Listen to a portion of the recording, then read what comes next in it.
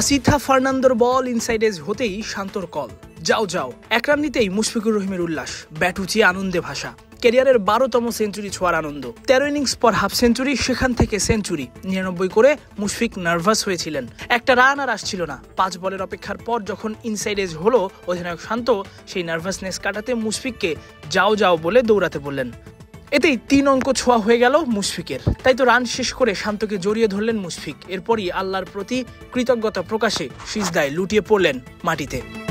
13 innings ধরে half century নেই, century নেই। 38 বছর বয়সী মুশফিকুর রহিমকে নিয়ে এই কথা যে কতবার হয়েছে তারও ইয়ত্তা নেই। প্রিয় মাঠ, প্রিয় প্রতিপক্ষ পেয়ে মুশফিক রানে ফিরবেন এমন আশাই করেছিল সবাই। গল আন্তর্জাতিক ক্রিকেট স্টেডিয়ামে শ্রীলঙ্কার বিপক্ষে প্রথম টেস্টের প্রথম দিনই মুশফিক রান পেলেন, সেঞ্চুরি হাঁকালেন, ক্যারিয়ারের 12তম সেঞ্চুরি। অধিনায়ক নাজমুল হোসেন শান্তর সঙ্গে গড়লেন 200-র বেশি রানের জুটি। দুজনের ব্যাটে গল স্টেডিয়ামে প্রথম টেস্টের প্রথম দিনই 3 উইকেটে 250 রান বাংলাদেশের।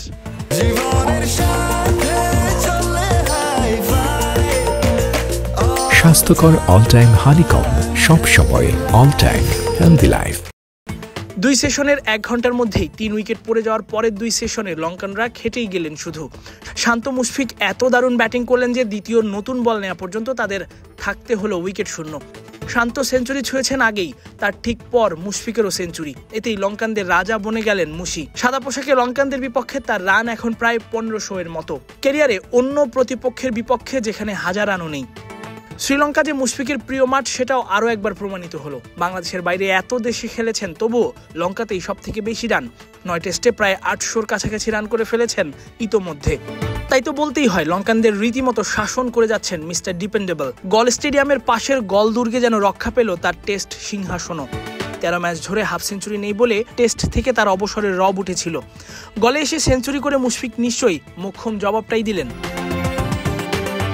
গলে সব থেকে বেশি গড়ওয়ালা ব্যাটারও এখন মুশফিক। 3 ম্যাচেই তার রান 400 পেরিয়েছে। মাত্র 4 ইনিংসে ব্যাট করে 1 ডাবল সেঞ্চুরি, 1 সেঞ্চুরি আর 1 হাফ সেঞ্চুরি। গল স্টেডিয়ামে এত গড় নিয়ে ব্যাটিং করেননি মাহেলা, সাঙ্গাকারার মতো ব্যাটারও।